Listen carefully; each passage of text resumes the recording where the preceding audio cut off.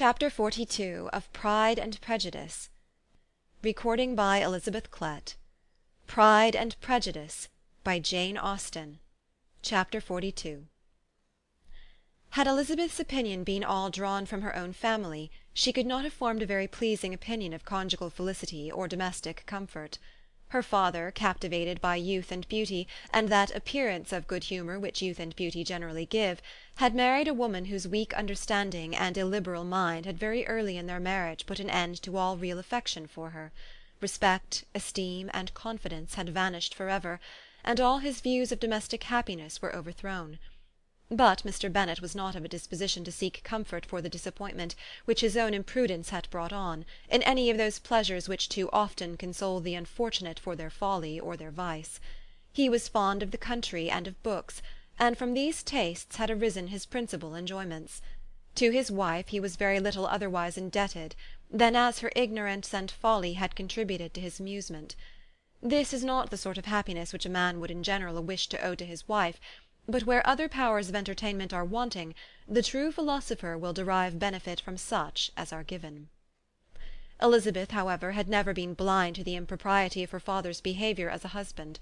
She had always seen it with pain, but respecting his abilities, and grateful for his affectionate treatment of herself, she endeavoured to forget what she could not overlook, and to banish from her thoughts that continual breach of conjugal obligation and decorum, which, in exposing his wife to the contempt of her own children, was so highly reprehensible.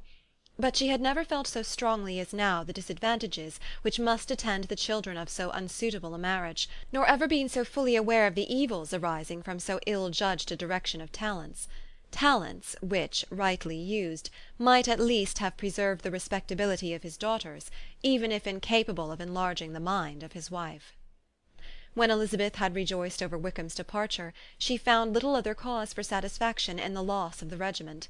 Their parties abroad were less varied than before, and at home she had a mother and sister whose constant repinings at the dullness of everything around them threw a real gloom over their domestic circle.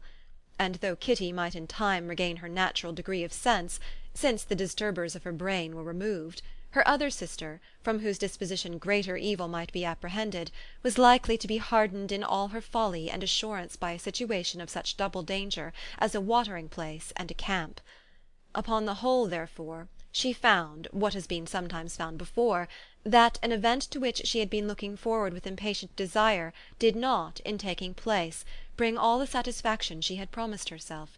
It was consequently necessary to name some other period for the commencement of actual felicity, to have some other point on which her wishes and hopes might be fixed, and by again enjoying the pleasure of anticipation, console herself for the present, and prepare for another disappointment.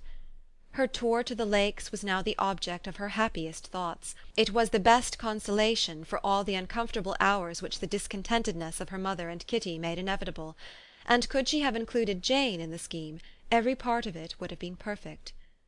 "But it is fortunate," thought she, "that I have something to wish for. Were the whole arrangement complete, my disappointment would be certain. But here, by carrying with me one ceaseless source of regret in my sister's absence, I may reasonably hope to have all my expectations of pleasure realized. A scheme of which every part promises delight can never be successful, and general disappointment is only warded off by the defence of some little peculiar vexation." When Lydia went away she promised to write very often and very minutely to her mother and Kitty, but her letters were always long expected and always very short. Those to her mother contained little else than that they were just returned from the library, where such and such officers had attended them, and where she had seen such beautiful ornaments as made her quite wild; that she had a new gown, or a new parasol, which she would have described more fully, but was obliged to leave off in a violent hurry, as Mrs. Forster called her, and they were going off to the camp; and from her correspondence with her sister there was still less to be learnt, for her letters to Kitty, though rather longer, were much too full of lines under the words to be made public.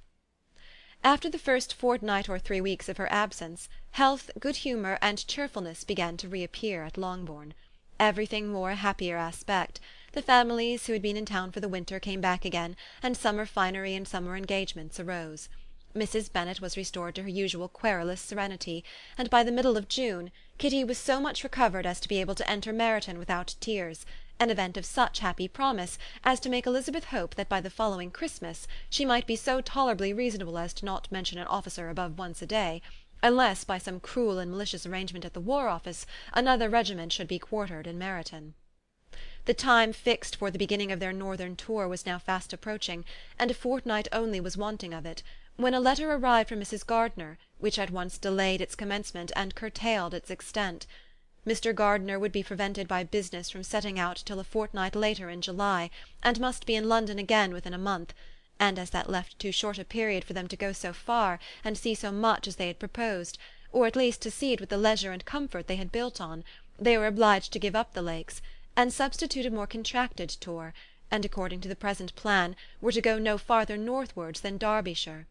In that country there was enough to be seen to occupy the chief of their 3 weeks, and to Mrs. Gardiner it had a peculiarly strong attraction. The town where she had formerly passed some years of her life, and where they were now to spend a few days, was probably as great an object of her curiosity as all the celebrated beauties of Matlock, Chatsworth, Dovedale, or the Peak. Elizabeth was excessively disappointed. She had set her heart on seeing the Lakes, and still thought there might have been time enough. But it was her business to be satisfied, and certainly her temper to be happy, and all was soon right again. With the mention of Derbyshire there were many ideas connected. It was impossible for her to see the word without thinking of Pemberley and its owner. "But surely," said she, "I may enter his county without impunity, and rob it of a few petrified spars without his perceiving me."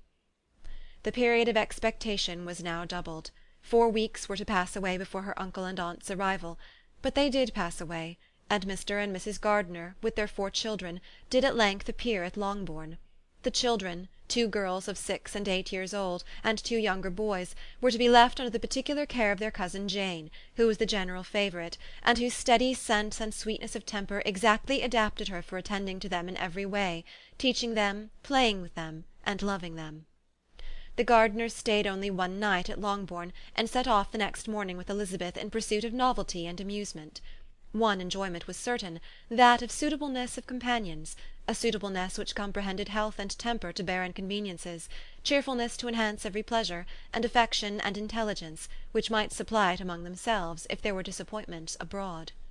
It is not the object of this work to give a description of Derbyshire, nor of any of the remarkable places through which their route thither lay. Oxford, Blenheim, Warwick, Kenilworth, Birmingham, etc., are sufficiently known. A small part of Derbyshire is all the present concern. To the little town of Lambton, the scene of Mrs. Gardiner's former residence, and where she had lately learned some acquaintance still remained, they bent their steps, after having seen all the principal wonders of the country, and within 5 miles of Lambton, Elizabeth found from her aunt that Pemberley was situated. It was not in their direct road, nor more than a mile or 2 out of it. In talking over their route the evening before, Mrs. Gardiner expressed an inclination to see the place again. Mr. Gardiner declared his willingness, and Elizabeth was applied to for her approbation. "My love, should not you like to see a place of which you have heard so much?" said her aunt. "A place, too, with which so many of your acquaintances are connected. Wickham passed all his youth there, you know." Elizabeth was distressed. She felt that she had no business at Pemberley, and was obliged to assume a disinclination for seeing it. She must own that she was tired of seeing great houses. After going over so many, she really had no pleasure in fine carpets or satin curtains. Mrs. Gardiner abused her stupidity. "If it were merely a fine house richly furnished," said she, "I should not care about it myself, but the grounds are delightful. They have some of the finest woods in the country." Elizabeth said no more, but her mind could not acquiesce. The possibility of meeting Mr. Darcy, while viewing the place, instantly occurred. It would be dreadful. She blushed at the very idea, and thought it would be better to speak openly to her aunt than to run such a risk. But against this there were objections, and she finally resolved that it could be the last resource, if her private inquiries to the absence of the family were unfavourably answered. Accordingly, when she retired at night, she asked the chambermaid whether Pemberley were not a very fine place, what was the name of its proprietor, and, with no little alarm, whether the family were down for the summer. A most welcome negative followed the last question, and her alarms now being removed, she was at leisure to feel a great deal of curiosity to see the house herself, and when the subject was revived the next morning, and she was again applied to, could readily answer, and with a proper air of indifference, that she had not really any dislike to the scheme. To Pemberley, therefore, they were to go. Chapter 42